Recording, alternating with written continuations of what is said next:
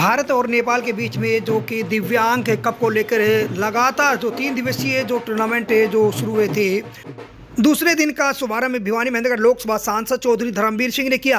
आपको बता दें कि सांसद खेल उत्सव के तहत जो कि विश्व दिव्यांग दिवस के ऊपर physically challenge cricket association of India के द्वारा जो भारत नेपाल यूनिटी दिव्यांग क्रिकेट कप का आयोजन किया गया। इस कप की अध्यक्षता भिवानी महेंद्रगढ़ लोकसभा सांसद चौधरी धर्मवीर सिंह ने आज बतौर मुख्य अतिथि के रूप में की। आपको बता दें कि आज का दूसरा दिन के इस चैंपियनशिप में जो पहुंचे हैं भिवानी महेंद्रगढ़ लोकसभा सांसद चौधरी धर्मवीर सिंह ने, और भारत और नेपाल के खिलाड़ियों को बधाई दी है। उन्होंने कहा कि इस प्रकार की सद्भावना और एकता से युक्त जो खेल हमें आगे बढ़ने की प्रेरणा देते हैं। भिवानी महेंद्रगढ़ लोकसभा सांसद चौधरी धर्मवीर सिंह ने कहा कि दिव्यांग खिलाड़ियों में काफ़ी हौसला है और हमें अपने हौसले को कभी कमज़ोर नहीं होने देना चाहिए, बल्कि हौसला हमें आगे बढ़ने की प्रेरणा देता है। ये तस्वीर दिखा जा रही है कि भिवानी महेंद्रगढ़ लोकसभा सांसद चौधरी धर्मवीर सिंह का अभिनंदन करते हुए भिवानी विधायक घनश्याम सर्राफ और पीसीसीआई की राष्ट्रीय अध्यक्ष सुरेंद्र लोहिया और इस अवसर पर निदेशक विवेकानंद हाई स्कूल की सावित्री यादव। आपको बता दें कि लगातार जो इस प्रकार के जो 3 दिवसीय कार्यक्रम चले हुए हैं और विवेकानंद हाई स्कूल की छात्रा के द्वारा जो अतिथियों का सम्मान किया गया। भारत और नेपाल की टीम का जो यहाँ हौसला बढ़ाया है, हमारे भारतीय संस्कृति के लोक गीतों के द्वारा छोटी सी छात्रा के द्वारा जो भारत और नेपाल का जो टॉस किया गया, टॉस में पहले बल्लेबाजी करते हुए भारत ने यहाँ नेपाल के समक्ष 159 रनों का टारगेट रखा है। ये तस्वीर दिखा जा रही कि भारत की टीम के साथ में जो खिलाड़ी हैं वो यहाँ पहुँचे हुए हैं और दोनों देशों के राष्ट्रगान के साथ इस प्रकार के चैंपियनशिप को जो सम्मान दिया जाता है, देश की एकता और अखंडता यहाँ बखूबी जो देखने को मिल रही है कि सद्भावना से भरा हुआ मैच, दोनों देशों के झंडे को सम्मान दिया गया और राष्ट्रगान है दोनों देशों का गाया गया है कि हमें अपने राष्ट्रगीत राष्ट्रीय प्रतीक चिन्ह हमें देश के प्रति समर्पित भाव सिखाते हैं। छोटी टीम भी है ये खेल प्रतियोगिता, खासकर क्रिकेट के मामले में, और मैं तो बधाई देता हूं आयोजकों को जो पिछले कई साल से लगे हुए हैं। एक ऐसा बीड़ा उठाया है जो केवल दिव्यांग एक एसोसिएशन बनाई क्रिकेट के नाम से, और आज ये धीरे धीरे करके दुनिया भर में इसका नाम होने लगा, केवल भारत में नहीं। देखिए, इस दुनिया में जो भी आदमी, बच्चा हो, बूढ़ा हो, जवान हो, पढ़ा लिखा हो, अनपढ़ हो, अगर ये ठान ले कि मैंने आगे बढ़ना है, मैंने ये काम करना है, तो दुनिया की कोई ताकत उसको नहीं रोक सकती। केवल खेल के मैदान में नहीं, आप साइंटिस्ट के तौर पर, डॉक्टर के तौर पर, इंजीनियर के तौर पर भी देखोगे, आपने ऐसे ऐसे लड़के और इंसान मिलेंगे जो चल फिर नहीं सकते, सुन नहीं सकते, बोल नहीं सकते, देख नहीं सकते, लेकिन जब उनका हौसला होता है कि मैंने ये काम करना है, तो कोई अड़चन के आगे नहीं आती।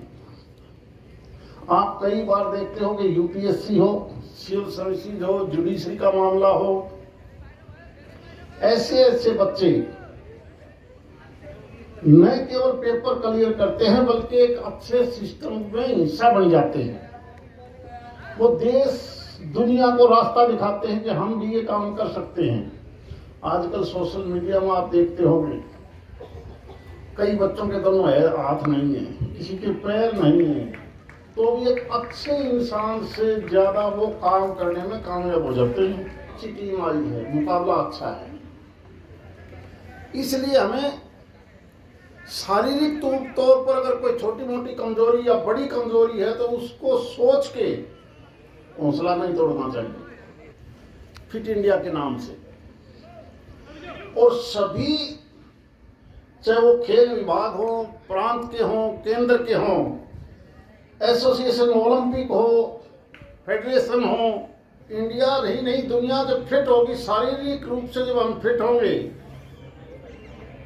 तो ये मान के चलो कि हम और तेजी से आगे बढ़ेंगे। हमने भी जो माननीय प्रधानमंत्री जी ने सांसद खेलों के आयोजन की जो जिम्मेवारी लगाई है, इस 9 विधानसभा में हमने तकरीबन 7,000 के आसपास खिलाड़ियों को अभी से पहले अलग अलग डेट में हमने फंक्शन करवाए हैं, खेल खिलाए हैं। उन खिलाड़ियों को शामिल करें जो नए हैं,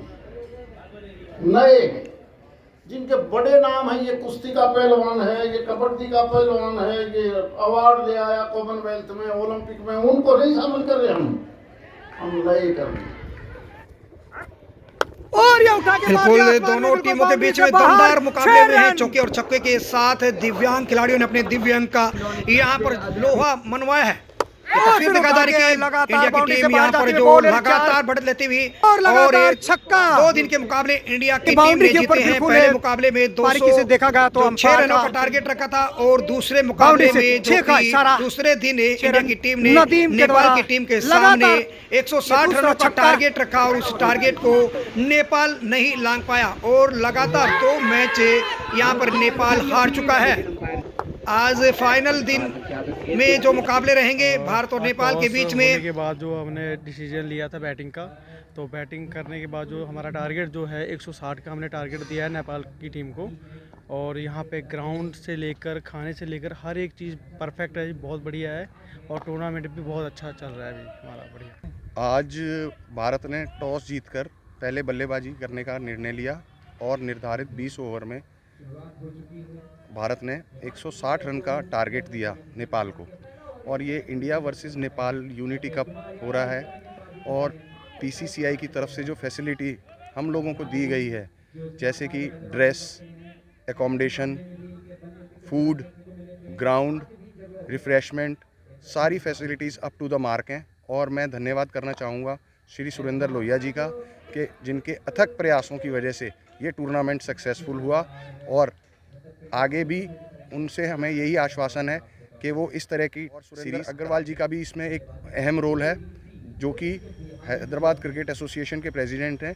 उनका भी हमें पूरा सपोर्ट मिलता है और मैं धन्यवाद करना चाहूँगा सुरेंद्र अग्रवाल जी का भी। क्रिकेट को जो भारत और नेपाल के बीच में मैच चल रहा है, इनमें दोनों टीमों को बधाई दी है और इन बच्चों को आगे बढ़ाने के लिए और ये बच्चे मेन स्ट्रीम से जुड़े हैं, इसके लिए भी मैं भगवान से प्रार्थना करता हूँ।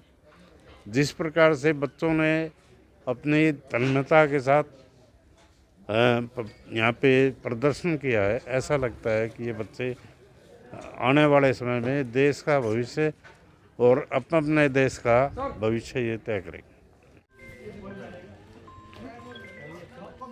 और वहीं भिवानी महेंद्रगढ़ लोकसभा सांसद चौधरी धर्मवीर सिंह ने जो भारत और नेपाल के खिलाड़ियों को जो कि यहाँ गर्म ओवरकोट, खेल किट भेंट कर उनको सम्मान दिया। ये तस्वीर दिखा जा रही है कि सभी खिलाड़ियों को गर्म ट्रैक सूट जो दिए गए हैं। Special reporter Ashok Bhardwaj, ABP news.